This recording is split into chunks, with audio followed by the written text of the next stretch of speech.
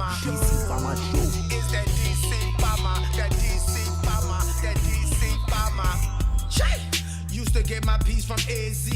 Mary Jane is the case that they gave me. Trips from the West Coast stop real fast. DC Pharma show the masses how to grow grass. No till the method, be attentive, slow learner. The raw sheets turn that gas to a slow burner. Big Worm got the strains in variety. Jeff Sessions trying to fuck up the society.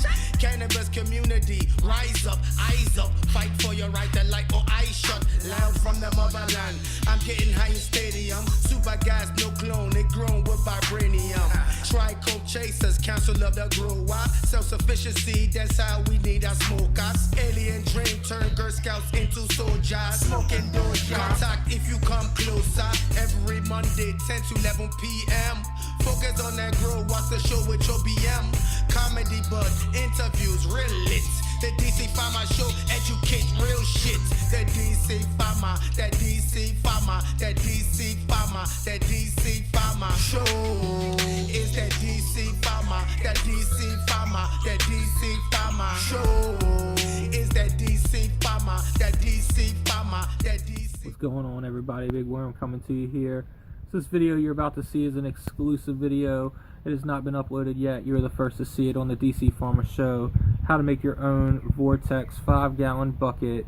Simple, easy. Here you go.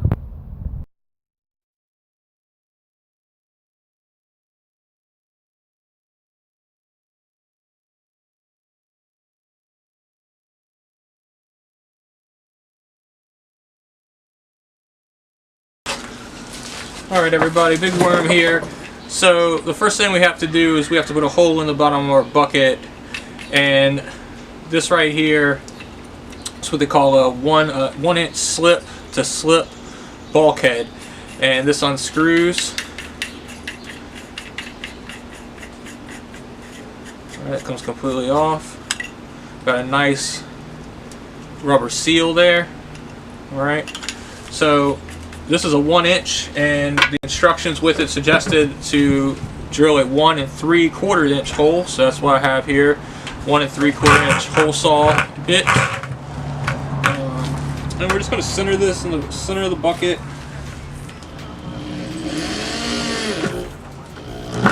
So I'm going to give it a little in the forward direction, and then if you switch it to reverse, go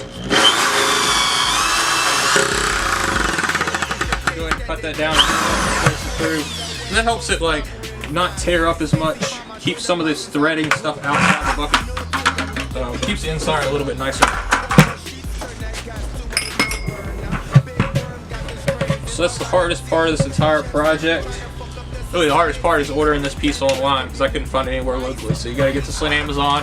I'm going to have the link in the description. So this is going into the bottom there. Alright. Screw this on. Get your threads going. Alright, just reach in here and hold this. Real easy to spin it down.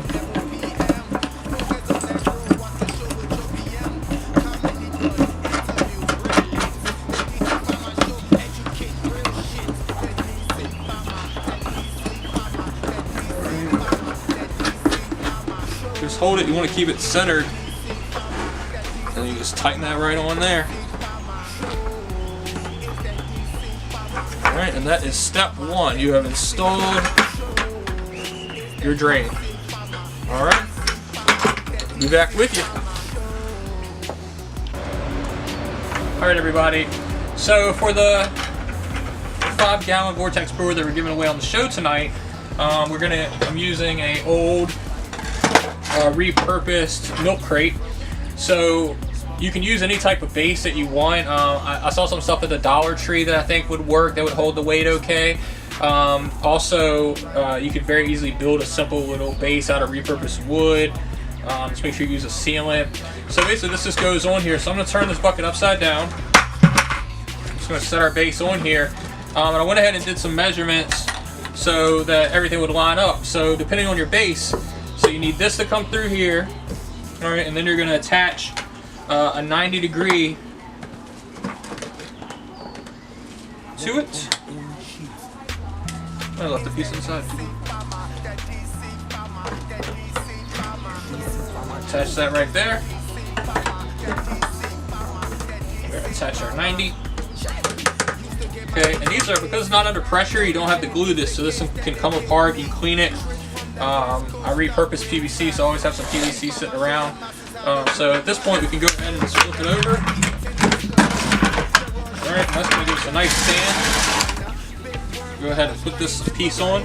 Again, you need to measure this based on your stand and cut everything to shape using the PVC cutters. Alright, so you're just going to bring here your last piece. So again, you need 3 90s. Okay, I'm using 1-inch PVC. And then right here, I've got a 45 degree. And I'm not even sure this is imperative, but I think it just helps. So you put this on, and you're going to turn this to the side. So it's going to hit here and adjust this down. And what that's going to do is make a little spigot. Now, some of the designs cut a top for it. I am going to cut a top for the one I'm mailing out on the show. I personally wouldn't really use the top myself. When I did one of the, I haven't done a full compost tee in this, so maybe it would behoove that, but the alfalfa kelp tee that I did in here did not need any type of top. It didn't really splash or anything. So that really completes it. You have to hook up the air hose. I'm going to play with it for a second. The original design sends a drill hole right here, and you send the air hose through here. I want to see what happens if I just run the air line just down this. Because really all it's going down there, and I would say it was a little seal issue here. So I want to see what happens if I just run that down. So I'm going to play with it for a second, and I'll let you know tonight on the show how everything turns out and which way I went with it. So hope y'all enjoy the rest of the show. Alright, Big Worm back here with you. So that worked pretty good. You just have to take this part off, feed it down to 90, and feed it through there. Worked perfect, no problem. See, we got the vortex going.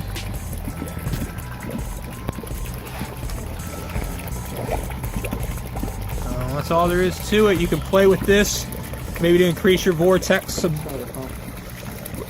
Okay. You can play with that to play with the vortex. This is the 7,000, the 793 gallon per hour, 7,000 liter pump. And you'll see it online. That will be included with it. So the great thing about this is you don't have to clean anything. You don't have any air stones to clean. So it all just comes apart. Wash it out, sanitize it, put it back together, run your next run. Or just have this going all the time to oxygenate your water. All right, y'all. What's going on, everybody? Stay tuned. What's going on, everybody? Thanks for tuning in to another episode of the DC Pharma Show. My co-host, Big Worm, right here. What's going on, Farmer? Man, just chilling, man. Got a little elevated today before the show. You know what I'm saying? So, yeah, I'm a little on the high side tonight. Okay. But everything's going good, man. What's going on with you? Awesome, man. Everybody got to check out the video I made today, so I wanted to do a little quick video to explain how you can build your own Vortex brewer.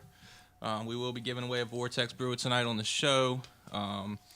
Also, I threw some treats in there for an alfalfa kelp tea, which we're going to talk about. I threw you some treats in there for a compost tea, and we have some stuff for a seed sprout tea. So we're going to talk about all that. But we had a good day chilling, man. Smoked earlier. You know, I got DC Farmer dabbing out on the distilling a little bit. You know, he's starting to like these dabs a little bit.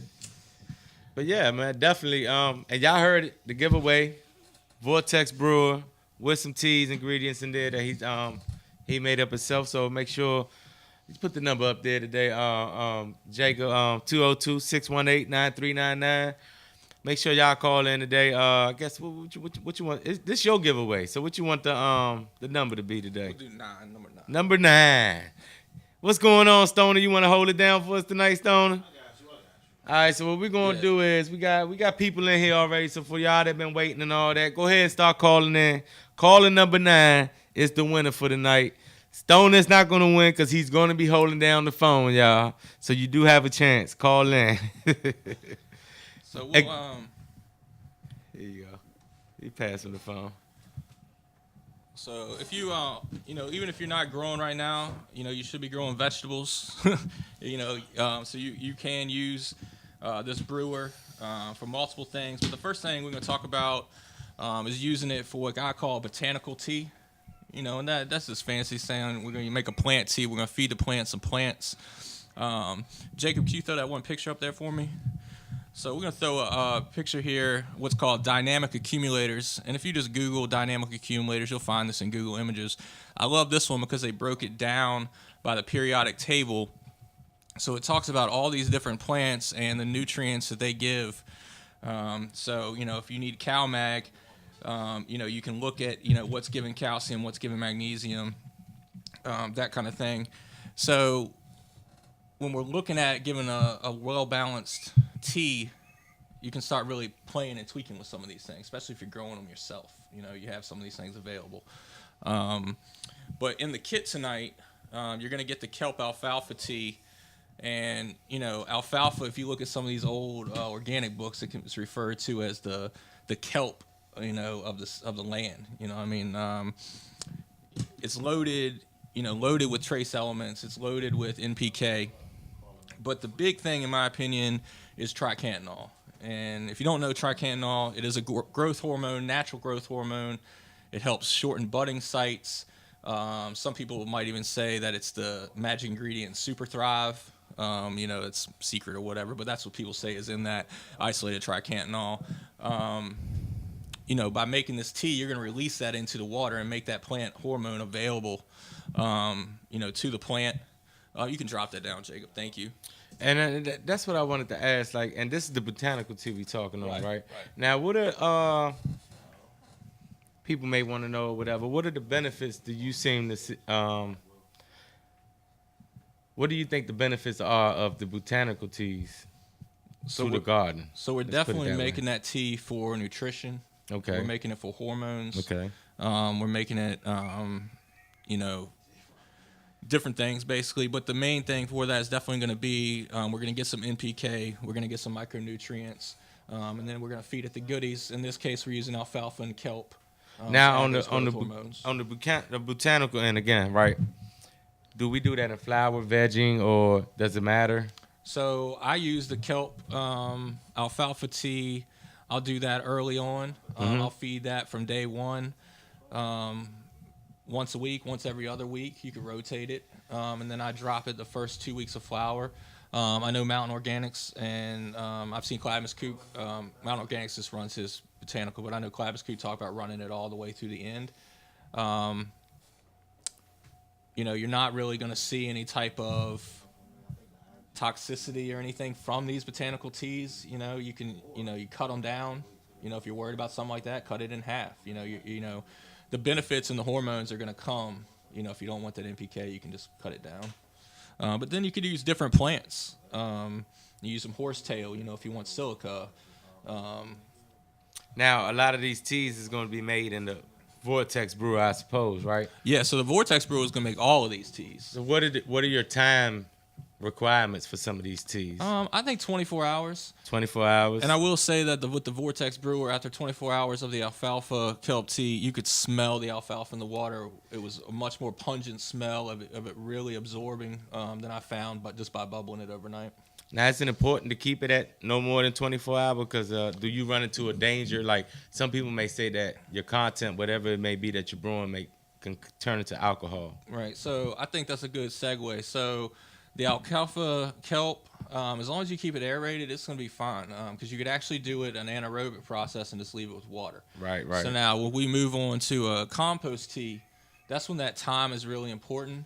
You know, if you're looking at, you know, just from a general microbe man, a lot of his teas and stuff, he talks about 24 to 36 hour windows. And that has to do with the domination of life, right? So we don't want something taking over, one thing taking over. So that's where the time really matters, I think. The alcohol, I've seen some stuff talk about that with the seed sprout tea. If you bubble those over 4 hours, some oxidation occurs and it can mess up the tea. I don't even really bubble that long. The seed sprout I might put in there maybe 20 minutes. Let it get mixed up real good. You oxygenate it. You're not really, you know, these are fats and stuff. You're not really brewing or breaking down anything. You know what I mean? You're giving them enzymes. with your chains, so it's not like something that's gonna multiply. Okay. I don't mean to hold you up. I just had to ask the question. No, man, but, that was a good segue. Go ahead, keep moving on. And because that was just one particular. I guess that was botanical. So the botanical teas, and like you were talking about with the health, whatever plant you put in there. Mm-hmm. So say you put something in there that's higher in iron for you. A leafy green. That's going to break down into something that's higher in iron for the plant. So you can really custom mix. The other thing that I like to do is you can go right up here to the Blue Nile. Yeah. All right. They have a great selection of botanicals in there, really good staff. And ask them what's high in different things. Right. And all the information's online, as well. And there's some superstars out there. So, so what nutrition you need, you can really find that. And putting the kelp in there. Kelp's one of the fastest growing plants in the world. Kelp's amazing. Add it to everything. You add kelp to everything. Tell you that. Yeah. So the kelp's great. So the compost tea, what we got over there is we got a 2-part system. I'm actually giving them the last of what I've got of the Boogie Brew 2-part system. I added some worm castings to it, but if y'all check out the Boogie Brew site, they got some really good natural ingredients. They basically use to feed the tea in there. Now, the compost tea, you would recommend what? Beginning, end, middle, veg, flowering? Whenever you feel like you want to do something, if you're feeling itchy or you don't think something looks right, you know what I mean? I think you're always okay with doing a little compost tea. I'm asking you, but me personally, because I've used compost tea before, but I like using compost tea when I just mixed a brand new batch of soil. So like as a Kickstarter, you know what I'm saying? So I definitely like using that a compost tea. Me personally, I suggest using a compost tea as a Kickstarter. Or once you have that, your soil going and moving, maybe after each run or whatever the case may be, once you chop your harvest down and start a new run, hey, feed your soil again with some compost tea. But I don't really think, like, in my style of gardening, it's really necessary to use compost tea every week or once every week or whatever the case may be, because you're kind of overdoing it. Because in my style of gardening, I'm working with compost as it is already, which is like one of the most important layers to building my soil. So I don't want to run into the effect of overdoing anything. You know what I'm saying? So I agree with that. I think another good time can use it is to top dress something. Exactly. If you're adding some to the top. I used the tea the other day when I put all that leaf matter on top, to help kickstart that life. Another good thing is you can, if you make a compost tea, dilute it down 10-1, it can be really good as a foliar spray. Oh yeah. Definitely. Put that life on your plant leaves. Populate it with good life. Blues biodynamic compost. I'll do a foliar with that. That's some really good stuff. Mm-hmm. So, I believe that's just part of your IPM regimen, regardless. Anyways, and then that's another reason for making or using teas as well. You know what I'm saying? You're gonna have some leftovers, so why not spray it on your plant? It's not gonna hurt your plant at all. You're not gonna burn your leaf. If anything, it's more effective than any negative effect that could have in your plant. So yeah, I've never really had any negative effect. The only really thing, and that's not going to happen with this brewer, but if your tea ever smells funny, don't ever use anything in organics that smells bad. Yeah, definitely. I agree with that. If it shit stink to you, man, don't use it, man. It's no good. Something went wrong. Somewhere something took an L. Don't use it. It's not supposed to stink. Right. It's not supposed to stink at all. Absolutely. And the third type of tea, we call it a tea because we water it, but it's not a tea that needs to be brewed. And that's a seed sprout tea. We got some corn over there and some lentils. So Princess P turned me on to this. I haven't dug this far into it, but depending on the seed that you sprout, different dominant things are provided. So the corn is cytokines. Yep. I don't remember what the lentils are, but there's a whole list of beneficial things depending on the seeds that you sprout. and you're doing nothing but the given enzymes, and I'm pretty sure that should definitely be a once a weeker. Once every other week. Yeah. And then now you're talking about my kind of teas. See, like, I do sea sprout teas, which malted barley, corn, blue corn, whatever the case may be. But that's the main thing that I really do in my garden, and I do it every other week. Every other week. Starting out, and that's another thing with the teas as well, that with anything in all these teas that you're growing and no-till, and just regular basic no-till, y'all, this is what the only thing I'm speaking on, because this is what I can really tell you about. The longer your soil has been, the longer you've been using your soil for many cycles in your grow, you can slow down on teas and all the other inputs that you have going on. Absolutely. So by me saying that is, yes, these are the teas that I prefer to use, which are the corn, sea sprout teas and the malted barley and those kind of things. But even with that, you push back after so many cycles because your soil is already built for you. That's just on the no-till side, y'all. But, I don't know about permaculture, how all that other stuff goes or how you want to do those things. But with the teas, you tend to slow it down the older your soil is. Let's just put it that way. You see what I'm saying? Because you don't need to drive it that hard. I think also, I completely agree that once you get those cycles going, that the dominant life in the soil has already decided at that point. Exactly. Things are happy. So, unless you're extremely good with a microscope and you're looking at your soil and you need to increase the ratio of fungus to bacteria and you're at that level, then you can play with it. But I agree 100% that after 3 or 4 cycles, if things are going good, you really should be watering only and foliaring. Stay out of the soil. Mm-hmm. Leave the soil life alone at that point. And if you want to do a foliar, do a foliar. The Mountain Organics got the good seed sprout foliar, whatever foliar you want to do on your own. But and what these teas are beneficial for on the organic side is to be aware, keep an eye on your garden. When you see things go worry, then that's when you start to apply some of these teas. Depending on what you may feel the problem may be. But it's a place for everything. You know what I'm saying? So some of you guys that like to grow in the bottle, like I said, you might feel like you're not doing so much. Trust me, in organics, there are things that you could do organically. You know what I'm saying? That help you grow that fire, man. You know what I'm saying? So, anything else you got going with this? I think we done covered it. We do got some videos on the channel, Cannabis DC on YouTube. And make sure y'all go check them out. Talking about the different types of teas and whatnot. J-Rock won the giveaway. What's your giveaway? Tonight? Yeah. Hey, Stoney, you ain't even tell me, man. Yeah. Oh, okay. Yeah, J-Rock. Hey, look, y'all.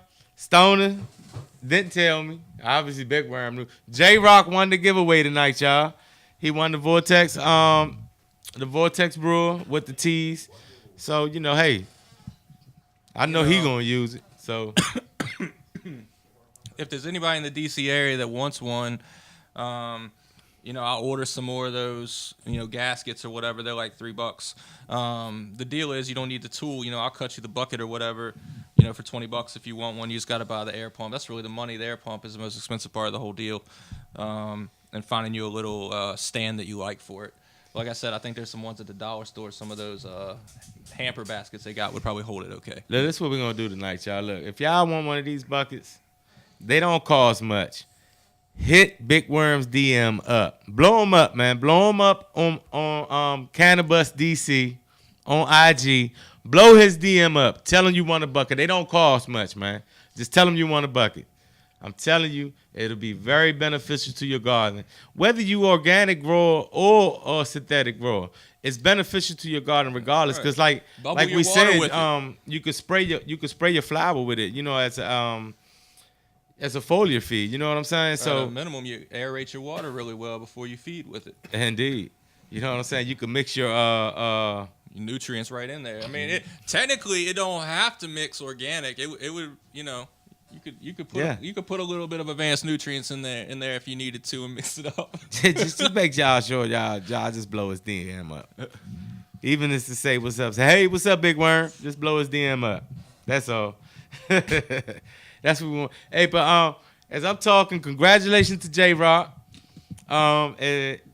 Tonight's guest, as I'm talking, is And I'm glad I'm so happy he came through because you know, I always like having growers on the show. He came through. They always bring gifts. Not even that. I just like having other points of view from growing. Period. You know what I'm saying? So this the show MO is about is growing. I like having growers Midnight on, Oil. telling us about how they grow. So tonight's guest is T9 the Flower on IG. T9 Flower, right? On IG. Now this dude won the 2017 DC Cup, Cannabis Cup, flowers, best flowers. He also won 2016. I believe it was hybrid. Yeah, the DC Growers Cup. The DC best Growers hybrid. Cup. Either way, man, this dude know what he's doing. He knows how to grow. He's giving you that fire. Man, I'm telling you, man. God, that's that He, tangy. he definitely came through with some blessings. He So- grew all this himself. The smells coming off of this is wonderful. I don't know his style of growing. I just know he's a winner. So I had to have him on my show, man. He know what Thanks, he's doing. man. Whichever way he growing, he know what he's doing. T9 Flowers is our guest tonight. And like I said, he's not gonna be on stage with us because I respect every grower's right, whether they want to show their face or not. Some people just don't feel comfortable yet. You know what I'm saying? I respect that. It took me a minute to get to where I'm at now. So we have him here. He is live in the studio. He's on the mic, y'all. T9 Flowers, thank you for coming through. Why don't you go ahead and tell the people about yourself? Sure thing. Yeah, thanks, man. Both of problem. you, thanks for having me. It's great to be here. My name's Anthony Flowers. I run and own Tetri 9 Flowers. It's just a cannabis micro grow here, based in DC. Been here since just a couple months after Initiative 71 kicked in, and just basically trying to establish my brand right now while we have this purgatory of laws. And while the big money's not able to come in, I want to establish my brand until it does, and then see what happens, because we all know it's going to happen. Indeed. Just a matter of time. Yep. They'd already cracked the door open, so we about to kick it wide open. Yep. And for all y'all watching, keep pushing. Keep on pushing, man. Don't sleep. Keep on pushing, because it's not going to stop, like T9 just said, man. And like I said, thank you for coming on tonight, man. What I want to say, I don't know, man. Like I said, you won Best Flower 2017, 2016. I know whatever's coming up for this year, you're going to enter it. So how did you get to this point? You know what I'm saying? And being a DC grower, that's just letting people know that fire could be grown out here. Like I said, Right, how did you right. get to that point? Well, I started growing in college way back in Arizona, over 10 years ago. Just a couple of years in college, and then I moved out to the East Coast and lived in New York City for 8 years and I didn't even fathom growing there because there's no Right. time, it's super illegal and no space for it. But then I saw that y'all passed this law down here, and I just said, it's too perfect. So I moved down here, and like I said, April of 15, right after it kicked in, and almost haven't looked back. I looked back a little bit when Trump got elected. Right. Pretty much Worry people pretty much, a little bit. Yeah, I pretty much just took it all down, and just wanted to see how serious they were going to be about what they were saying. And it's been over a year; they haven't done a damn thing. I don't see them doing anything. So Nah, here I yeah. am. Definitely, and big up to Mayor Bowser, man, that's you speaking on that, because she held her ground, man. She said, this is what the people in D.C. want, and this is what we're going to do. You know what I'm saying? She definitely held her ground, so we still able. It's still a big gray area. Yeah. You know what I'm saying? I'll be glad when we could finally go to retail and actually help the whole city out. Right. But, when we get there, we'll get there eventually, like you said, and like I Right. said, man, I'm just glad for Mary Bowser holding her ground and Right. us being able to do what we're doing Totally, now. man. I'm totally happy. I feel incredibly lucky just to be able to enter contests like these, let alone win them. And Exactly. I just feel incredibly happy for what we have, and it's only going to get better. It's just again a matter of time. And Now, I don't know. How did you get? I hate to be frank. I want to just say, how did you get the balls up to actually put your flowers in to the comp? I grow, okay.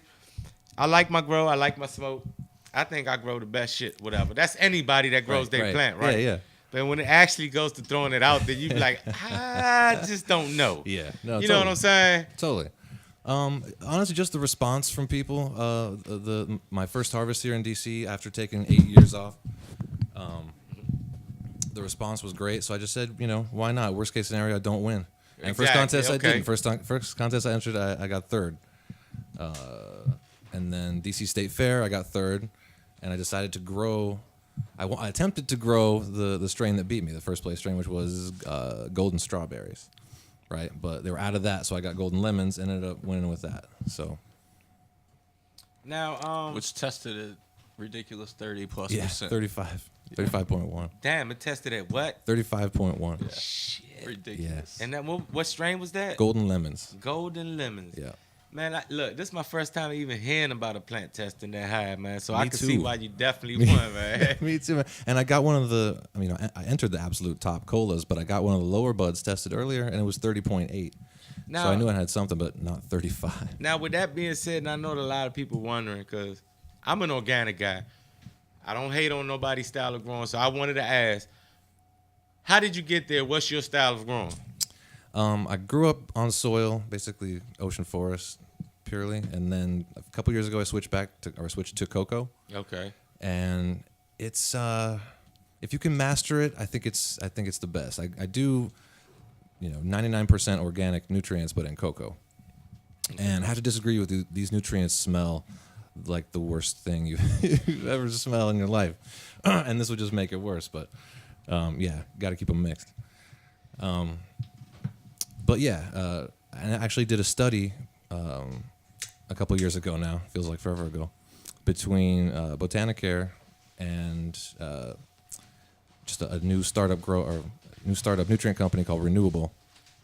Like I said, pretty much all organic, and expecting them to do basically the same. Renewable did 18% higher yield. And all this is in a cocoa medium, right? All in cocoa and Yeah. all the same pheno of platinum cookies, actually. That's cool, Yeah. man. So, and I was actually before that I was kind of soured on organics because I just didn't see the point really. If the plant is going to see the nutrients the same whether they come from synthetic or whether they're coming from quote unquote natural source, but the proof is in the pudding. The yield is just Me personally, like I said, I started out as a bottle grower. I didn't believe it. You know what I'm saying? I didn't believe it at first. And then I came to like, hey, let me try it. Fuck it, what I got to lose, right. And then when I saw the results, I was like, oh. Then I started actually doing some of the concepts to it. So I'm like, okay, it's getting better. So that's how I got to where I'm at now. First, like anyone else, I really didn't believe it. I bought into the marketing hypes of this bottle could do this could do that for you. You know what I'm saying? So Right. This is what I thought it was supposed to be. So I started out at the bottle as well, and I just got into organics. And then when I got into organics, I started realizing that, man, it just took its own toll on me. Like it was a whole different monster. So I'm like, if you could grow a plant this way, you could actually change the way your diet is in your own body. You know what I'm saying? So like, it just went a whole different way for me. So that's how I got into organics. Mm-hmm. But I reached out to you a few times. I said, man, this dude been winning these competitions. I gotta get him on the show. I gotta know what he does. What's your Thanks, man. what would you say your secret sauce is to growing? Honestly, I think I just pick good strains. I think I just have good taste in weed, and I'm a decent enough grower. I'm smart enough to be able to just to coax these plants close enough to their fullest form that the genetics themselves will do the rest. And my co-host, which I wanted him to take it from here, is he told me that you actually have your own strains. You have any questions about that? Well, I mean, we're both curious and ready to do genetics. I recently saw a guy who was talking about he was pollinating a mom with multiple different pollens. What advice would you give to someone who's trying just to start and just wants to mess around? Well, I wouldn't do that. I wouldn't. Unless you're keeping really, really close track of Yeah, where on that mom you're pollinating her. He was you know what I talking mean? about he was 'Cause- tagging branches. I think he was an advanced breeder or whatever. Okay. But so what advice do you give to people that are just starting to breed? Just do it. If you've gotten your grow to the point where you're able to select female phenos and you have a good couple that you think are good breeding material, you just sort of have to do the same thing you did with them, but in a little, in much more subtle ways with the males. I usually just pick males that grow fast, strong, rub their stems. If their stems really smell, usually they're pretty So potent. what are you looking for in a keeper mom? So you're looking for fast-growing, smelly stems and a dad. Yeah, I mean, whatever you would want to smoke in a mom, you know what I mean, or grow, If you're looking for something easy to grow, it might not be the best smoke, or vice versa, A lot of people like freaky, long-flowering sativas that are really difficult to grow and flower for like 16 weeks. Right. I'm not really that guy, but Now, how would and a you lot of people tame are. those down, though? How would you okay, as a breeder, let's say I started with a land raised strain, which more than likely will be a sativa, more than likely, right? I mean, you have your indicas out there for sure, but most people get their hands on a sativa strain. How would you dial that back as a person trying to, start their own genetics, I suppose? Dial back the flowering time? Yeah, the flowering time on definitely the sativas in general. Breed it with something that's really short. Something So, like, with really, a heavy indica. 8 week on the dot indica, and then once you have the progeny from that, once you have the brothers and sisters from that, breed them to. You'll have a variety, and then you can pick if you want to go even further, close to the 8 week mark. Breed the progeny back to a female that looks like that. Now, what would you say would be a comfortable term? Okay, so you have your own you have your own strain, right? And you feel comfortable letting that strain out. Like, let's say I wanted to buy some of your strains, right? You feel comfortable that at this point now. Now, how long did it take you to get to that point for you to feel comfortable? You mean by the seeds? Yeah, by the seeds. Okay. I've gone through several F1 hybrids, but haven't really taken it past that point to stabilize them, to actually be able to sell seeds beyond just an F1. But F1s are they're somewhat valuable in that they're usually about 25% stronger, grow about 25% faster, about 25% higher yield. The potency I don't think is necessarily that much better, but they're just stronger plants. Because, right. Especially if you breed something really on the indica spectrum with something really on the sativa spectrum, it's going to have that hybrid vigor sort of thing. So those F1s are the first generation coming from that mom and dad. Yeah. So if a breeder's producing that, every time they breed that mom and dad, they're producing F1 seeds. Right. And then those are producing a certain amount of phenos that you're likely to get from those seeds. Right. But then to stabilize that, you're saying that we're going to pick some of those that we like, and we're going to breed those together, and then Right. pick those again and breed those. Yeah. So like I've seen some of these like a blueberry F7 or F. Right.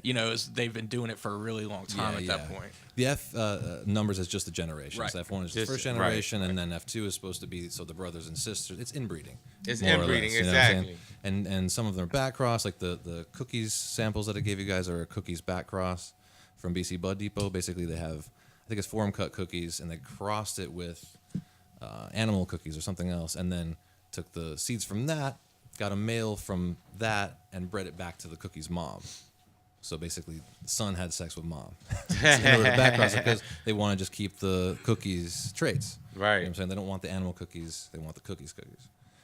So it's a matter of doing that over and over again. And I really Exactly. haven't gotten to. I'm going to with this strain that I have now, which is a cross of Sage and Sour and Night Nurse.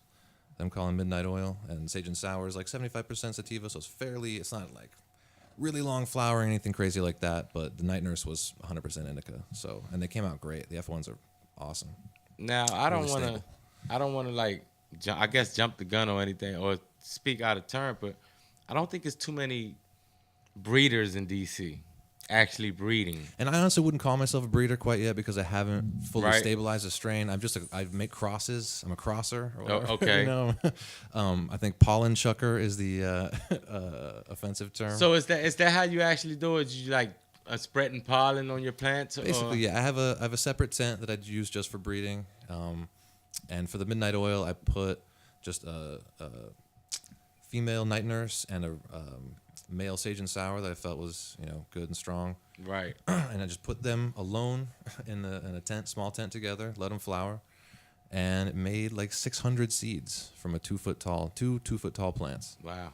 Yeah, and if it just let them do that, they'll do it.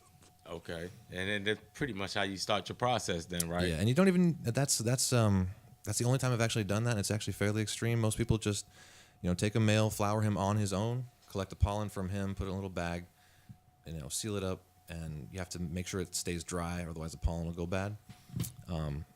But you just wait till like 4th or 5th week in flowering for the females. There's enough pistils, but not not to where they're actually starting to mature and die. It's where they're standing up straight face. Right. They're still white and still producing pistils, still producing calyxes, and then just I just dip my finger in a bag of pollen and just touch them. That's all you have to really do. That's and you'll get 40 or 50 out of that. Just on pollinate one branch, but just keep track of that branch. Shouldn't have cut all those males. They're useful, man. They really are. Well, I had 5 seeds and I put them all in one container. I was just gonna run them, and when I was gonna cut some of the males, I was gonna breed, but then I didn't. But it ended up 4 males out of 5. It was pretty bad luck. That's tough. And with the plant count limit here, it makes it really tough to do anything serious. You know what I'm saying? I have 1 male or 2 at a time and collect as much pollen as I possibly can. Yeah, I'm guilty of just. I've probably killed so many powerful genetics in my time. 'Cause I see a male, I just kill him off. Like, I don't want that right now. Oh, yeah. Because at the time, I wasn't growing for breeding or anything. I was just looking. I was pretty much pheno hunting, looking for that fire, like, that plant that stood out. And I still do that to this day, but I do want to get into pheno hunting, but I kind of want to start from ground zero. You know what I'm saying? I'm looking for all land raises. You know what I'm saying? But I know starting from that point, I'm setting myself back even further. Because like you said, sativas, man, they take forever to fucking flower out. You know what I'm saying? So you have to be patient and to actually... Well, if this is what you want to do, as far as breeding, like really looking for that wonderful strain, you have to have a space for it, which is kind of hard out here in DC. Yeah. Given our plant count and all that shit. But totally. You know what I'm saying? And you're totally right about it being hard to keep up. You guys are on Instagram. You see what's going on the West Coast. Man. There's just nonstop new strains all the time. Gelato number 3065. And it's not sativa. It's all indica. It's going more indica. Yeah, Kyle Cushman was talking about doing a 10,000 plant pheno hunt. Yeah, right. So one day, I'm sure, outdoor. But. So my thing is, if you're popping these seeds, how soon do you feel like whether you're going to keep them? Do you got to run through flower? Oh man, how do you? That's a really good question. That's a good question. It's a really good question. Up until a couple months ago, I would have said a couple weeks before harvest, you can kind of tell their personalities. But now it's like I want to wait till they're 10-week cured, till because you really don't know all the different flavors that come out and shit to the end. It really doesn't express itself until it's done. You want to actually get to the finished product. And I can't. It's too. Right. It's not practical. So can we talk about that for a second? You want to talk about your end game? Sure. Your harvest cure process, what you like to do? Because obviously this is amazing smelling cannabis up here. I'm not even exaggerating. I like the labeling and all that. Can you zoom in on that, Jacob? But to be honest with you, man. Guys, I'm not even lying to you. Like I said, I don't know this guy's style of growing or whatever, but every single one of these jars smell different, and they smell good. And I'm telling you, they smell good. Different is that's a really important one, and I think the reason everyone always tells me that, your shit smells different. All your strains smell different. Why is that? I'm like, why wouldn't they? They're all different strains. Exactly. And I think the reason is a lot of people use finishing products. A lot of people use bud candy and like stuff like that makes them smell and taste good. Don't get me wrong, it smells and tastes good, but it all smells kind of tastes the same. Like the strain is trying to express itself through that bud candy sweetness. And you're kind of stopping it from doing that. And I swear I said the same thing so many. Like I told y'all people, I don't know this dude from Adam and Eve, but I said that so many times before. I just feel like when you use those kind of products, it makes different strains taste the same. Yep.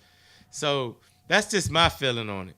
But literally, these jars, man, I opened every single one of them. And it's one in particular that I liked it. I thought it smelled very citrusy and fruity like. We thought it was the lemon haze, but it ended up being our cookie. Was it a cookie? The cookie's back cross. Cookie's back cross, and I'm telling you, it has this subtle fruity smell, man, and I can't wait to crack this motherfucker in a blunt, man. I'm telling you, man. I'm trying to get, I grow, and I do grow good.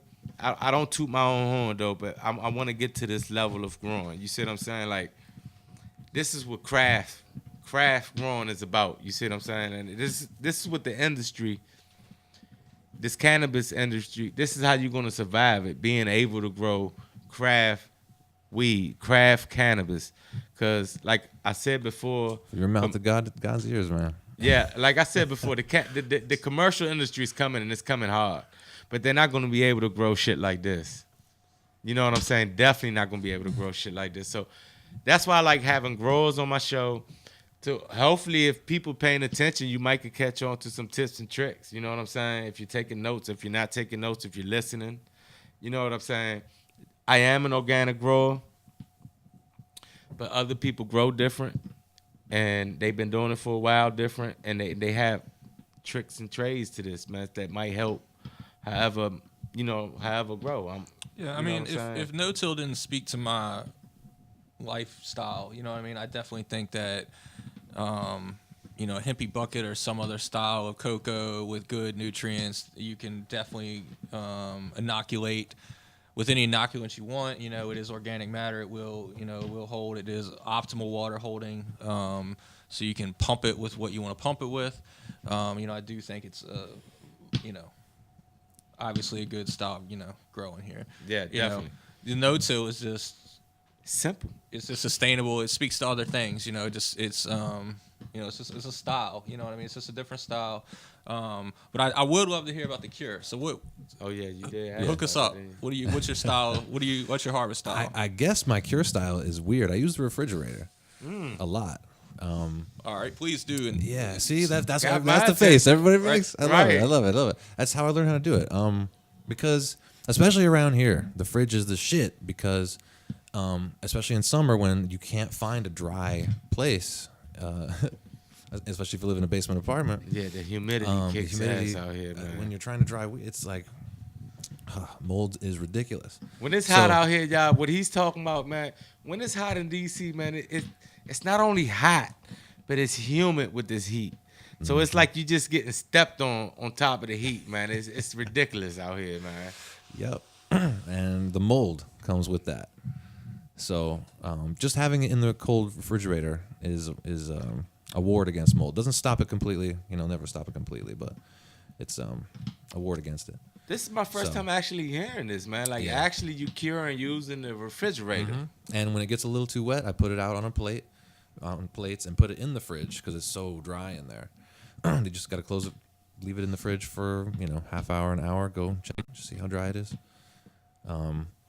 But yeah, my harvest change depends on the season. Depends on the season. Yeah. Now, when you're doing it in this way, how long does it go for? Like, how long are you curing for?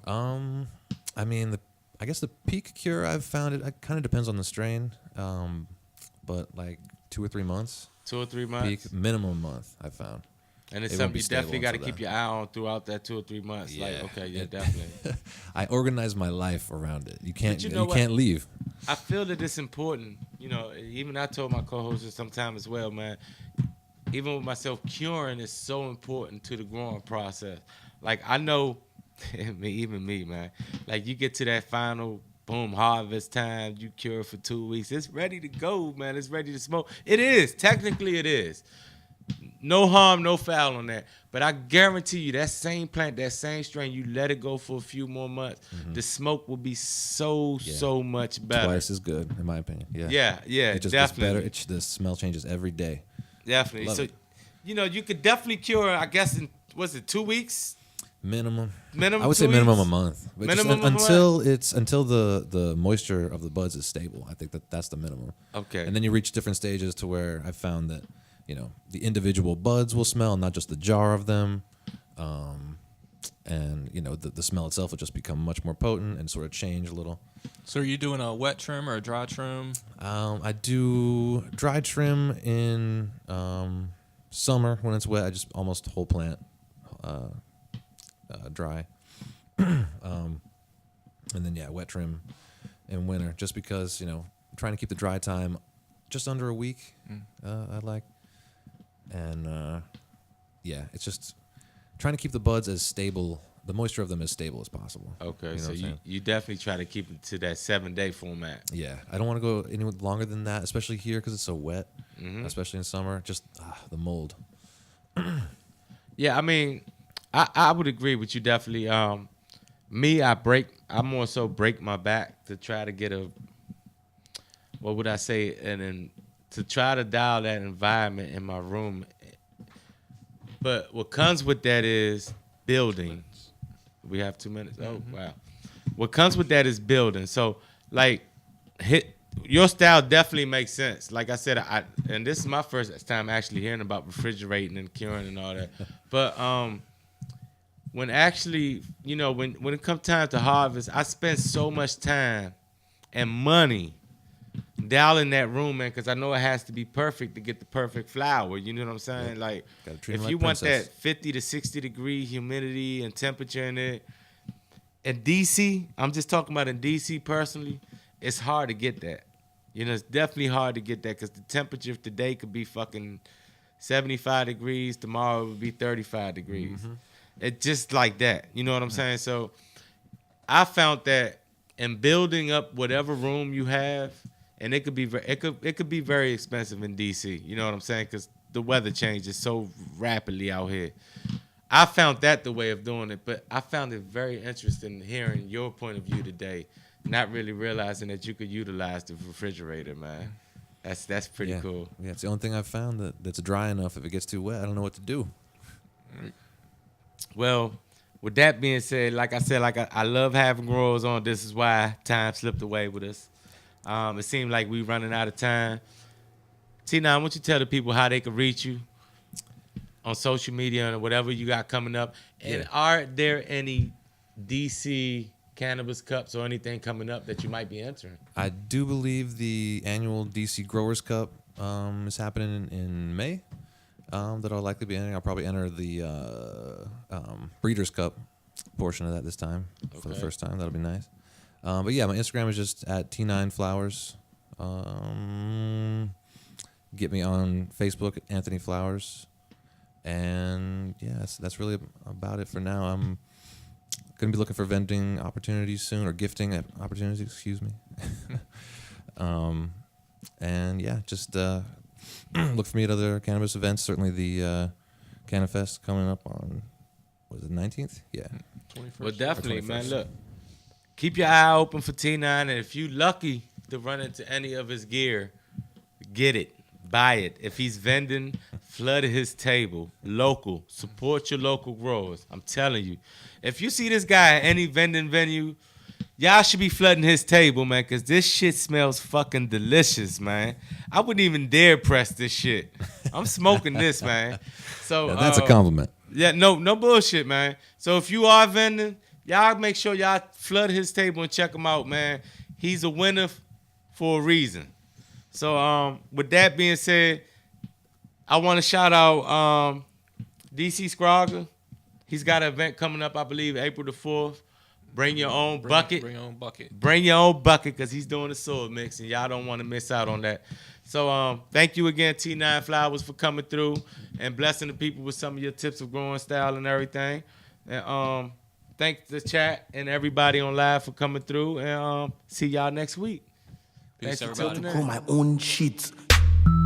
Is that DC Pharma, that DC Pharma, that DC Pharma DC Pharma Show. Is that DC Pharma, that DC Pharma, that DC Pharma. Shay! Used to get my piece from AZ. Mary Jane is the case that they gave me. Trips from the West Coast stop real fast. DC Pharma show the masses.